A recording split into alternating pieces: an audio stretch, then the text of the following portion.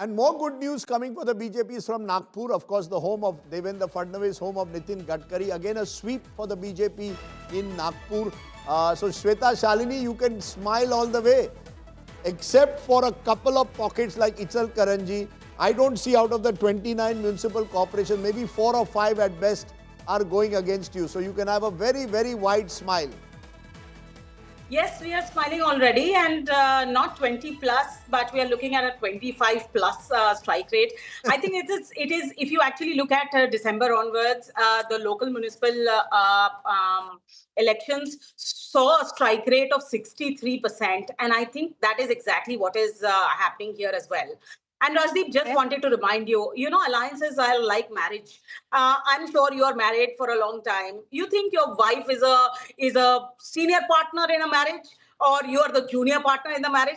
There are no seniors and juniors in an alliance. Rajdeep has a very clear take on that. In a corporate, I'm marginal. I'm marginal. I'm supporting from the outside. I'm like a coalition partner, madam, supporting from outside. I support from outside. Whatever the big party does, I accept. I'm like Ramdas Athawade. As long as I'm a minister. In a corporate partnership, the more we look at the corporate partnership, it is more like equity. And in this partnership and in this alliance, our equity is our karyakartas. Okay. And Shweta, Shalini, smile a bit. Look at, smile a bit. Celebrations have already started in various parts of Maharashtra. We'll give you something more to smile about. BJP is celebrating, and they have every reason to celebrate. And I would think if this win is scripted, Rajdeep, and maybe you'd want to reflect on that, and Rajat can come in, this is Devendra Fadnavis' moment. Because I think it's... Okay. Oh, Manish would want to come in. Sorry, Manish. Go ahead. Very important point about BMC elections was that it was seen as a fight or a contest between Hindutva forces and the Marathi identity. And I think, but it was not, I mean, they were exclusivist. I think what you have essentially seen in these elections and with these results are that Hindutva really brought the Marathi Manus under their own tent, and now we are seeing exactly the results in favor of the BJP and the Shinde Sena. It's come full circle where Uddhav Thackeray is concerned. There is serious introspection. The Thackeray brand needs to seriously reinvent if these are the numbers. But Rajdeep, if these numbers hold, and now they're seeming to be holding, we can say that this is Devendra Fadnavis' moment. We need to take a moment to reflect on Devendra Fadnavis, of him stitching together this kind of win, and an emphatic win across 29 municipalities. Look at how politics has changed. You mentioned 2017. Devendra Fadnavis then had a setback in 2019 when he became the most short-lived Chief Minister of Maharashtra. Within a week of becoming Chief Minister, his government fell. And I think since then, he's been waiting for a moment where he can establish his dominance. This performance will be seen as dominant. You see, it's one thing to win on the back of your allies.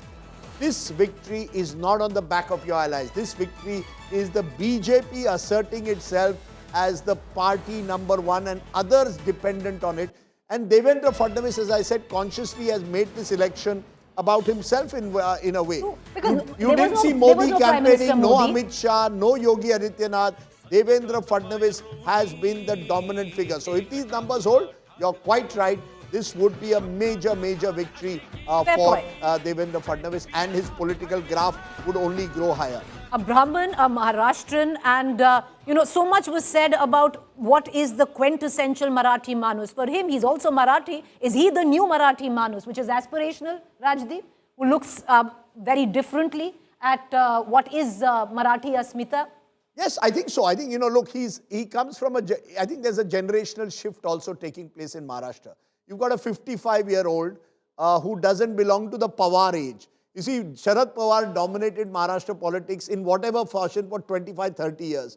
I think we have come out of that Pawar-Thackeray age today. I think that's an important point. The yug of the Pawar and Thackerays is being replaced by, I hesitate to say, a BJP yug. I won't say Fadnavis yug, but a BJP era. What implications that will have? Will the opposition now realize the desperate need to consolidate further, like they did with the MVA, and remember, won in the Lok Sabha of 2024 as a result? These are all straws in the wind.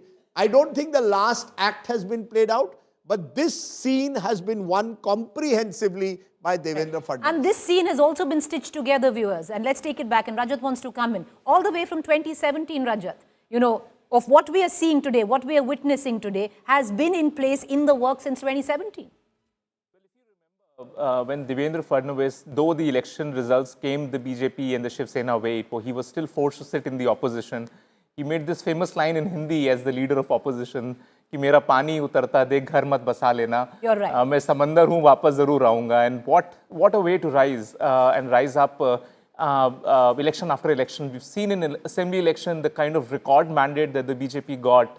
Because they clearly saw one man, walking the talk of the ideology, which is very important. And this is where, all other parties stand in sharp contrast with the BJP. He's a doer. He genuinely feels that Maharashtra should go up to the levels which was expected out of that. It was one of the most industrialized state at one point, but it kept decaying because of these, shoddy politics, because of these regional satraps trying to do away with core governance issues. Now he is back. And on the other side, you were talking about reinvention. Every politician will have to reinvent or they will be rendered useless. If you pick Shiv Sena, their name has Shiv inside it, and you want to be a Muslim party. That doesn't work. Fair point. I don't think they want to be a Muslim party. I think that's an unfair comment.